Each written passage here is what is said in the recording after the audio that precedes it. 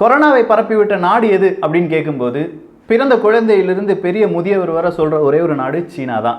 So சீனாவுக்கு அந்த ஒரு பெயர் இருக்கும்போது இந்தியாவுக்கு என்ன பெயர் கிடைத்திருக்கிறது தெரியுமா? இந்த உலகத்தினுடைய மருந்தகம் அப்படின்னு சொல்லி ஒரு பெயர் கிடைத்திருக்கிறது. அதுவும் சீனாக்கு முக்கியமான ஒரு அமைப்பிடம் இருந்து நம்ம இந்திய எல்லையை பாதுகாக்கும் இராணுவ வீரர்களுக்கு அதிரடியான சில முடிவுகளை எடுப்பதற்கான உத்தரவை நம்முடைய பாதுகாப்பு அமைச்சகம் சொல்லியிருக்கிறதே. அதனுடைய காரணம் என்ன? பாதுகாப்பு அமைச்சகம் சார்பாக 3 இராணுவ படைகளுக்கும் பலவிதமான யுக்திகளும் பணங்களும் கொடுக்கப்பட்டிருக்கிறதே. அதனுடைய காரணம் என்ன? கடைசி 4 மணி நேரம் ஜூன் மாதம் 15, 16ஆம் தேதிகளில் என்ன நடந்தது? இதைத்தான் இந்த ஒரு பதிவில் பார்க்க போகிறோம். அன்பு தமிழ் நெஞ்சங்களுக்கு தமிழ் பொக்கிஷத்தின் வணக்கங்கள்.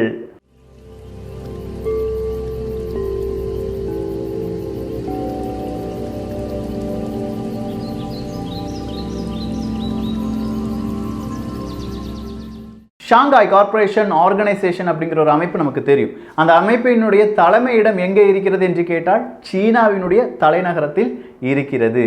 இந்த ஷாங்காய் கார்ப்பரேஷனில் முக்கியமாக இருக்கிற நாடுகள் யாவை அப்படின்னு பார்த்தோம்னா 2017 இந்தியாவும் பாகிஸ்தானும் அந்த அமைப்புக்குள் சென்று விட்டன. அதன் கூடவே சீனா, ரஷ்யா போன்ற நாடுகளும் இருக்கின்றன. அந்த அமைப்பிடம் இருந்துதான் இப்போது இந்தியாவுக்கு ஒரு பாராட்டு கிடைத்திருக்கிறது. இந்தியா இந்த உலகத்திற்கு மருந்தகமாக செயல்படுகிறது, ஃபார்மசி ஆஃப் த வேர்ல்ட் என்று அறியப்படுகிறது. கிட்டத்தட்ட இந்த கொரோனா வைரஸ் பரவிய பிறகு ஒரு 133 நாடுகளுக்கு நம்ம உதவி செஞ்சிருக்கோமா. நம்முடைய மருந்தாக இருக்கட்டும், இல்லாட்டி ஏதாவது சீக்கிரமாக செய்ய வேண்டிய பல உதவிகளை இந்தியா செய்திருப்பதாக SCO நமக்கு பாராட்டை தெரிவித்திருக்கிறார்கள். இது சீனாவுக்கு நிச்சயம் ஒரு எரிச்சலை ஏற்படுத்தி இருக்கும். அந்த எரிச்சலுக்கு வேறொரு காரணமும் இருக்கிறது. டொனால்டு ட்ரம்ப் அவர்கள் சீனாவுக்கு ரொம்ப பெரிய ஒரு எதிரியாகவே மாறி நிற்கிறார். அவர் குங்ஃபு படம்லாம் பார்த்துருப்பார் போல. ஃப்ளூ அப்படிங்கிறது நமக்கு தெரியும். பொதுவாக இந்த நோய் கிருமி எல்லாமே ஃப்ளூ அப்படின்னு சொல்லுவாங்க. அந்த மாதிரி தான் இப்போ இவர் என்ன சொல்கிறாரு? கொரோனா கொரோனான்னு மட்டும் கூப்பிட மாட்டாங்க, ஒரு 10-15 பேருக்கு மேலே கூப்பிடுவாங்க. ஆனால் எனக்கு தெரிந்த அளவில் கொரோனாவை குங் ஃப்ளூ அப்படின்னு சொல்லி கூப்பிடலாம் அப்படின்னு சொல்லி ஒரு ப்ரெஸ் மீட்டில் சொல்லியிருக்கார். இதுவும் சீனாவுக்கு ரொம்ப பெரிய கோபம். ஏன்னா குங்ஃபு அப்படிங்கிறது அவர்களுடைய தற்காப்பு கலை. அதுவும் நம்ம இந்தியாட்ட இருந்து தான் திருடிட்டு போனாங்க என்பது வேறொரு வரலாறு. ஸோ அந்த குங்ஃபுவையும் ஃப்ளூவையும் அப்படியே இணைத்து குங் ஃப்ளூவாக கொரோனாவை அழைத்திருக்கிறார். இவ்வளோ பெரிய விஷயங்கள் நடக்கும்போது இந்தியாவுக்கும் சீனாவுக்கும் இடையே ஏற்பட்ட அந்த ஒரு பதட்டம் குறைந்து விட்டதா என்று கேட்டால் இல்லை. இந்திய ராணுவ வீரர்கள் 10 நபர்களை விடுவித்து விட்டார்கள் அப்படிங்கிற ஒரு செய்தி வந்தபோது விகே சிங் நம்முடைய ராணுவ தளபதியாக இருந்தவர் ஒரு பிரஸ் மீட்ல ஒரு அறிவிப்பை கொடுக்கிறார். இந்திய வீரர்கள் 20 நபர்கள் இங்கே கொல்லப்பட்டிருந்தால் நிச்சயம் சீன வீரர்கள் 40 பேர் அங்கே கொல்லப்பட்டிருப்பார்கள். நாமும் சில நபர்களை பிடித்தோம், அவர்களை விடுவித்து விட்டோம். அது அரசாங்கம் இராணுவத்தின் ஒரு செய்தியாக இருப்பதால் வெளியில் சொல்ல முடியவில்லை அப்படின்னு சொல்லியிருக்கார். ஸோ அவங்களுடைய கேர்னலையும் நம்ம பிடிச்சோமா, நம்முடைய ஒரு கைதுக்கு கொண்டு வந்து நம்முடைய சிறை கைதியாக வைத்திருந்தோமா என்று கேட்டால் பல ஊடகங்களின் அடிப்படையில் ஆம் வைத்திருந்தோம் என்பது உண்மையாக இருக்கிறது. அப்படின்னா இந்த கடைசி 4 மணி நேரம் என்ன நடந்தது அப்படிங்கிறத ஜி நியூஸாக இருக்கட்டும், அப்படி இல்லைன்னா டைம்ஸ் ஆஃப் இந்தியாவாக இருக்கட்டும், பல்வேறு விதமான கோணங்களில் நிறைய ரிசோர்ஸை வச்சு சோர்ஸ் எல்லாம் வச்சு ஒரு செய்தியாக வெளியிட்டு இருக்கிறார்கள். அது உண்மையா பொய் அப்படிங்கிறது நமக்கு தெரியாது. நான் இன்னும் அதை உறுதிப்படுத்தவில்லை. அவர்கள் சொல்வதை நாம் இப்போது பார்க்கலாம். ஜூன் மாதம் 5, 6 இந்த ஒரு தேதிகளில் அமைதி பேச்சுவார்த்தையில் ஈடுபடலாம் அப்படின்னு சொல்லி பலகட்ட தோல்விக்கு பிறகு நம்ம 2 ராணுவ அதிகாரிகள், சீனாவினுடைய இந்தியாவினுடைய ராணுவ அதிகாரிகள் பேசி முடிக்கிறார்கள். நம்முடைய எல்லை எதுவோ அந்த எல்லைக்கே திரும்பி சென்று விட வேண்டும், யாரும் எந்த பிரச்சனையும் செய்யக்கூடாது. இதுதான் அவங்களுடைய பேச்சுவார்த்தையின் முடிவாக இருந்தது. இதன்படி ஒவ்வொரு ராணுவ வீரர்களும் அவர்கள் ஆக்கிரமித்த இடங்களிலிருந்து வெளியே சென்று கொண்டிருக்கிறார்கள். இப்படித்தான் கால்வான் பள்ளத்தாக்கிலும் பேட்ரோல் பாயிண்ட் 14 அப்படிங்கிற ஒரு இடம் இருந்திருக்கிறது. அந்த இடத்திலிருந்து ஜூன் மாதம் 14ஆம் தேதியே சீன ராணுவ வீரர்கள் எல்லாமே என்ன செஞ்சிட்டாங்களாம், போயிட்டாங்களாம். ஆனால் அதன் பிறகுதான் ஜூன் மாதம் 15ஆம் தேதி இந்திய ராணுவ வீரர்களுக்கு ஒரு செய்தி வந்திருக்கிறது. இல்லை அவங்க கண்டுபிடிச்சிருக்காங்க, இந்த பேட்ரோல் பாயிண்ட் 14ல் மறுபடியும் சீன ராணுவ வீரர்கள் என்ன செஞ்சிருக்காங்க, ஆக்கிரமிப்பு செஞ்சு அங்கு அவர்களுடைய டெண்டை அமைத்திருக்கிறார்கள் அப்படிங்கிற ஒரு செய்தி வந்திருக்கிறது. ஸோ இந்த ஒரு செய்தியை கேட்ட உடனே பீகார் ரெஜிமெண்டினுடைய கர்னல் கமாண்ட் ஆஃபீஸராக இருந்த சதீஷ் பாபு அப்படிங்கிறவரும் பிளஸ் ஒரு 35 ராணுவ அதிகாரிகளும் அங்கே சென்றிருக்கிறார்கள். நம்ம எல்லையிலிருந்து இந்த பேட்ரோல் பாயிண்ட் 14 அப்படிங்கிற இடத்துக்கு, சீனா ஆக்கிரமிப்பு செய்திருக்கும் அந்த இடத்துக்கு சென்றிருக்கிறார்கள். அங்கே சென்ற போதுதான் தெரிந்திருக்கிறது, சாதாரணமாக இந்த எல்லை பகுதிகளில் இருக்கும் ராணுவ வீரர்கள் அவர்கள் கிடையாதான். அந்த மாதிரியான ராணுவ வீரர்கள் கிடையாது, வேறு விதமான ராணுவ வீரர்கள், சீனாவுடைய ராணுவ வீரர்கள் அங்கே டெண்ட் அமைத்திருக்கிறார்கள். நம்ம பார்த்தோம்ல டெத் ஸ்குவாட் அப்படிங்கிற ராணுவ வீரர்கள். ஸோ இந்த ராணுவ வீரர்களிடம் சதீஷ் பாபுலாம் போய் பேச்சுவார்த்தை தான் கொடுத்துருக்காங்க. அமைதி பேச்சுவார்த்தைக்கு தான் அவங்க முயன்றிருக்கிறார்கள் அப்படின்னு சொல்றாங்க. அந்த அமைதி பேச்சுவார்த்தையின் போது தான் சதீஷ் பாபு அவர்களை தாக்கி இருக்கிறார்கள் சீனாவின் ராணுவ வீரர்கள். ஸோ ஒரு பக்கம் நம்முடைய கமாண்ட் ஆஃபீஸரே தாக்கிட்டாங்களே அப்படின்னு சொல்லி நம்ம ராணுவ வீரர்களுக்கு கொதிப்பு வந்து அந்த இடத்துல பிரச்சனை, ரொம்ப பெரிய பிரச்சனை ஆயிருக்கு. அந்த ஒரு பிரச்சனையின் போது இந்திய ராணுவ வீரர்கள் ரொம்பவே சொற்பம் அளவுதான் இருந்திருக்கிறார்கள். ஸோ அந்த ஒரு தருணத்தை சீனா பயன்படுத்தி கொண்டது என்று சொல்லலாம். இந்த முதல் பிரச்சனை ஒரு 30 நிமிடங்கள் நீண்டிருக்கிறது.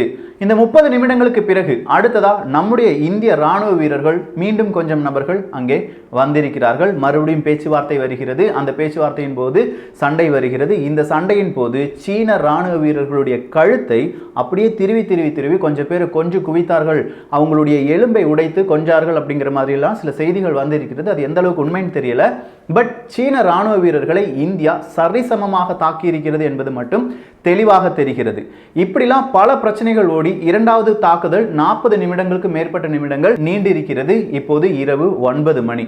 பல ராணுவ வீரர்களுடைய உடல் சிதறி கிடக்கிறது. அதாவது ஆற்றின் படுகையிலும் நிறைய மலை உச்சிகளிலும் இந்த மாதிரி பல இடங்களில் நிறைய ராணுவ வீரர்களுடைய உடல்கள் இருந்ததாகவும், அந்தந்த ராணுவ வீரர்கள் நம்ம ராணுவ வீரர்களுடைய உடலையும் சீன ராணுவ வீரர்கள் அவர்களுடைய ராணுவ வீரர்களுடைய உடலையும் எடுத்து வரும்போது அடுத்ததா என்ன நடந்திருக்கு? ஒரு ஆளில்லா விமானத்தை வைத்து உளவு பார்த்திருக்கிறார்கள் சீன ராணுவ வீரர்கள்.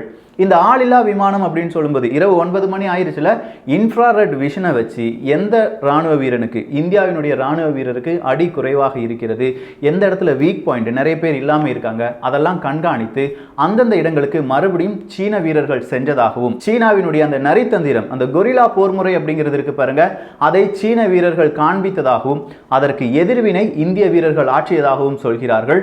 இந்த தாக்குதல் தான், அதாவது மூன்றாவதாக நடந்த இந்த தாக்குதல் தான் கிட்டத்தட்ட 3 மணி நேரத்துக்கும் மேற்பட்ட மணி நேரங்கள் நீண்டிருந்ததாக சொல்கிறார்கள். அடுத்த நாள் 2 மணி வரை, விடிய காலை 2 மணி வரையிலும் இந்த ஒரு பிரச்சனை அப்படியே நடைபெற்றுக் கொண்டே இருந்ததாக சொல்கிறார்கள். இரவு 11 மணிக்கு தொடங்கின இந்த ஒரு பிரச்சனை. ஸோ இதன் பிறகு 2 ராணுவ வீரர்களும் 2 நாட்டு வீரர்களும் அவங்கவுங்க எல்லைக்கு சென்று விட்டார்கள். அந்த ஒரு பொழுதுதான் பலவிதமான விமானங்கள், சீனாவிலிருந்து விமானங்கள் வந்து சீன வீரர்களுடைய, இறந்த வீரர்களுடையும் அடிப்பட்ட வீரர்களுடைய உடல்களை ஏற்றி சென்றதாக சொல்கிறார்கள். இந்த ஒரு கட்டத்தில் தான் சீனாவினுடைய ராணுவ வீரர்கள் இந்தியாவிலும், இந்தியாவினுடைய ராணுவ வீரர்கள் சீனாவினுடைய எல்லையில் மாறினார்கள். அவர்களை சிறைப்பிடித்தார்கள். 2 நாட்டு ராணுவ வீரர்களும் எதிரி நாட்டு வீரர்களை சிறைப்பிடித்தார்கள். அப்படி ஒரு 10 நபர்கள் நம்முடைய ராணுவ வீரர்கள் சீனாவில் சிக்கிக் கொண்டார்கள். அவர்களுடைய வீரர்கள் 15க்கும் மேற்பட்ட நபர்கள் இந்தியாவில் சிக்கிக் கொண்டார்கள். அவர்கள் 2 பேரையும் நம்ம என்ன செஞ்சிட்டோம்? எக்ஸ்சேஞ்ச் செஞ்சிட்டோம்.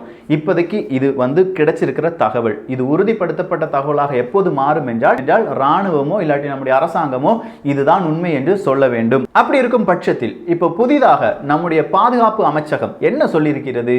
ஒவ்வொரு ராணுவ வீரனுக்கும் குறிப்பா நிறைய விஷயங்களை சொல்லியிருக்காங்க. நீ எந்த முடிவு வேணாலும் எடுத்துக்கோ, உன்னுடைய மேலிடத்திலிருந்து ஒரு உத்தரவு வரும் வரை நீ சீன வீரனிடம் அடிபட்டு சாக வேண்டாம், நீ அவனை எதிர்த்து அடிக்கலாம், யாருக்கும் நீ பயப்பட வேண்டாம், தேவை என்றால் என்ன வேண்டுமானாலும் செய்யலாம் அப்படிங்கிற ஒரு உத்தரவை பிறப்பித்திருக்கிறார்கள். இதற்கு ஒரு காரணம் இருக்கிறது. நம்முடைய பாதுகாப்பு அமைச்சர் ராஜ்நாத் சிங் என்ன செய்ய போறார்? நாளைக்கு ரஷ்யாவுக்கு செல்ல போகிறார். 3 நாள், நான் சொன்னேன்ல, மே மாதம் 9ஆம் தேதி நடக்கவிருந்த அவர்களுடைய அந்த ஒரு கூட்டம் இப்போது ஜூன் மாதம் 24ஆம் தேதி நடைபெற போகிறது. அதில் பங்கு பெறுவதற்காக ராஜ்நாத் சிங் அவர்கள் செல்ல போகிறார்கள். ஸோ அவர்களுடைய உத்தரவு கிடைக்கும் வரை நீங்கள் பொறுத்து இருக்க வேண்டாம், நீங்கள் தன்னிச்சையான முடிவுகளை எடுக்கலாம் அப்படிங்கிற ஒரு அறிவிப்பு வந்திருக்கு. இது இந்தியாவின் ராணுவத்துக்கு ஒரு பலத்தை அதிகரித்திருக்கிறது. அது மட்டும் கிடையாது, இந்தியாவின் ராணுவ படை அப்படின்னு சொல்லும்போது விமானப்படையாக இருக்கட்டும், கப்பற்படையாக இருக்கட்டும், இல்லாட்டி ராணுவ படையாக இருக்கட்டும், முப்படைக்கும் தேவையான சில அத்தியாவசிய பொருட்கள் இருக்கும். இப்போது உடனே தேவைப்படுற சில பொருட்கள் இருக்கும். அதை வாங்குவதற்காக நிறைய நிதி என்பதை இந்திய அரசாங்கம் கொடுத்திருக்கிறது. ஒவ்வொரு படைக்கும் 500 கோடிக்கும் மேற்பட்ட தொகை கொடுக்கப்பட்டதாக சொல்கிறார்கள். இதனால் மறுபடியும் நம்முடைய ராணுவத்துக்கு ஒரு சின்ன ஒரு பூஸ்ட் கிடைச்சிருக்கு அப்படின்னு சொல்லலாம். உரி பால்கோட் தாக்குதலுக்கு பிறகும் இந்திய ராணுவத்திற்கும், குறிப்பா இந்தியாவினுடைய விமானப்படைக்கும் இந்த மாதிரியான ஒரு தொகை கொடுக்கப்பட்டது. அதன் பிறகுதான் நமக்கு தேவையான பலவிதமான நவீன ஆயுதங்களும் விமானப்படையால் வாங்கப்பட்டது. இப்போது அதே ஒரு சிச்சுவேஷன் இருப்பதால் இந்த ஒரு ஃபண்ட் கொடுத்திருப்பதாக சொல்லியிருக்கிறார்கள். ஓவராலா பார்க்க போனா நம்ம ராணுவ வீரர்கள் சரியாக நின்று எதிர்த்து நின்று போரிட்டு தான் வீரமரணம் அடைந்திருக்கிறார்களே தவிர ஓடி வந்து அவர்களுடைய தாக்குதலுக்கு பயந்து வீரமரணம் அடையவில்லை என்பது மட்டும் தெளிவாக தெரிகிறது. நிச்சயம் இது ஒவ்வொரு இந்தியனுக்கும் புதிய ஒரு நம்பிக்கையை தரும் என்று சொல்லலாம். நம்முடைய ராணுவ வீரர்கள் 20 நபர்கள் இங்கே அவர்களுடைய உயிர் தியாகத்தை செய்திருக்கிறார்கள். 40 சீன ராணுவ வீரர்களை கொன்ற பிறகுதான். இந்த ஒரு காணொளி பற்றிய உங்களுடைய கருத்துக்கள் இங்கே வரவேற்கப்படுகின்றன. எல்லோரும் தமிழ் பொக்கிஷத்தில் இணைந்திருங்கள். தமிழ் பொக்கிஷம் சேனலை சப்ஸ்கிரைப் செய்யாத தோழர்கள் தோழிகள் தயவுசெய்து சப்ஸ்கிரைப் பண்ணிக்கோங்க. நல்லதை பகிர்ந்து நல்ல சமுதாயத்தை உருவாக்குவோம். நன்றி, வணக்கம்.